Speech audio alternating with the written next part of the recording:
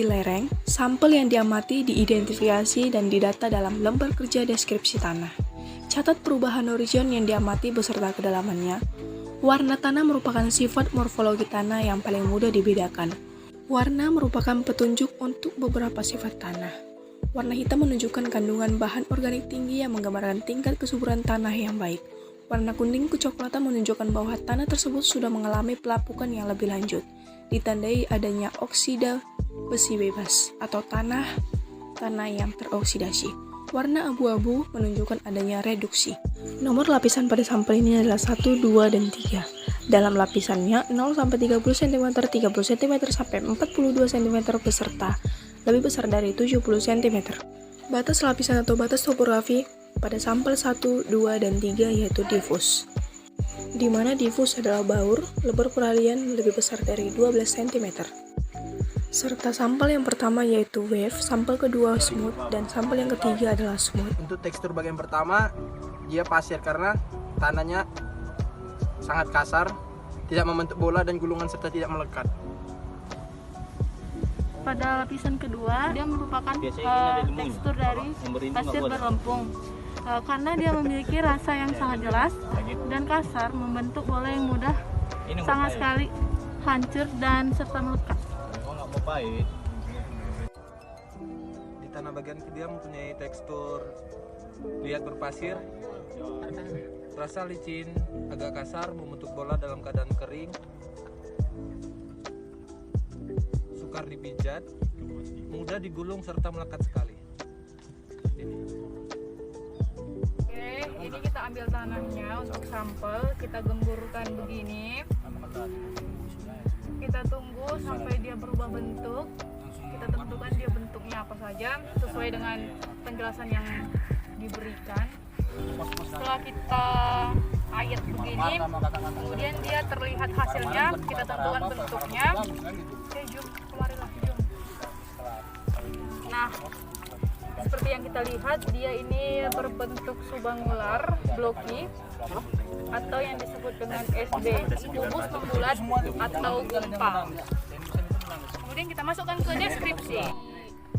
Selesai, kita ukur tanahnya, dan terdapat ukuran tanahnya yaitu 30 mm, di mana 30 mm itu ada di 20 sampai 50. Ada pada gumpal. Kemudian kita lihat berdasarkan ukurannya, gumpal itu masuk ke dalam besar atau tebal ataupun C. Kemudian ini sampel yang kedua, kita ayat, kita lihat. Kemudian ini berdasarkan bentuknya, bisa kita lihat bentuknya. Coba kameramen agak di zoom. Nih bentuknya ada runcing-runcing, ada seperti runcing-runcing gitu. Jadi dia masuk ke dalam kategori angular, yang dimana angular memiliki, yang seperti saya bilang tadi, runcing-runcing yaitu sudutnya, atau kita sebut dengan AB. Kemudian berdasarkan ukuran ini sudah kami ukur dan memiliki 60 mm, di mana 60 mm masuk ke dalam kasar. Bisa kita lihat 60 mm berarti 50 sampai 100 masuk ke dalam kasar, di mana kasar kita masukkan masuk ke dalam besar atau tebal, di mana besar atau tebal merupakan coarse, di mana lambangnya yaitu C. Nah teman-teman, seperti yang kita lihat, ini dia sampel kita yang ketiga, di mana sampel ketiga sesudah diayat dia memiliki bentuknya subangular blocky ataupun SB, di mana bentuknya yaitu kubus, membulat ataupun gumpal. Dan berdasarkan ukuran setelah kami ukur, dia memiliki 40 mm, yang dimana 40 mm masuk ke dalam 20 sampai 50 ataupun gumpal, masuk ke kasar, Kemudian berdasarkan ukuran yang kita lihat, dia masuk ke dalam besar atau tebal ataupun coarse ataupun C. Kemudian kita masuk ke dalam bagian konsistensi, di mana konsistensi ada BLK, yaitu basah, lembab, dan kering. Untuk sampel ini masuk ke dalam kategori lembab. Ini dia sampel yang pertama. Sampel pertama kita gumpal-gumpalkan dulu.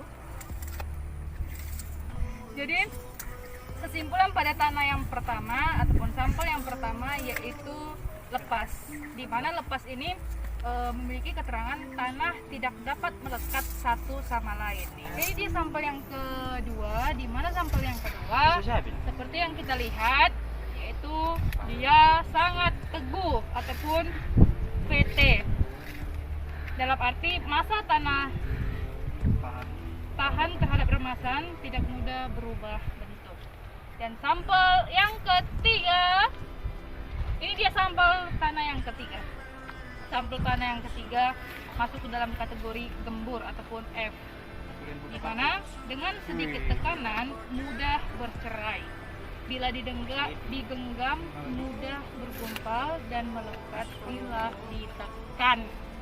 Kemudian kita masuk ke karat. Ada karat, kita hanya menentukan jumlah. Jumlah ini terdiri dari sedikit, banyak, dan biasa. Di mana pada sampel yang pertama kita lihat bercak-bercak. Bercak-bercak, dia termasuk ke dalam kategori banyak.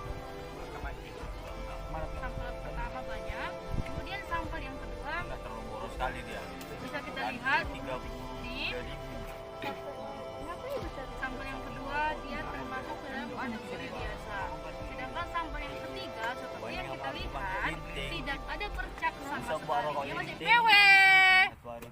Kemudian sekarang kita masuk ke dalam perakaran, di mana lapisan yang pertama, yang paling pertama dia memiliki akar banyak kasar. Nih banyak kasar.